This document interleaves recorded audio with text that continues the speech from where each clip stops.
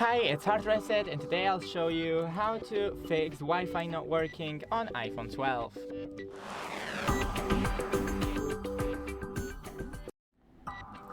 First, toggle off and on the Wi-Fi, then go into the Wi-Fi settings and disconnect, or more than forget, the network. Then wait for it to show in the other networks and type in the password once again. Next thing and the last is to restart the router and your phone, but I don't have this router on me right now, but if you do, then just go grab it and restart along with your phone.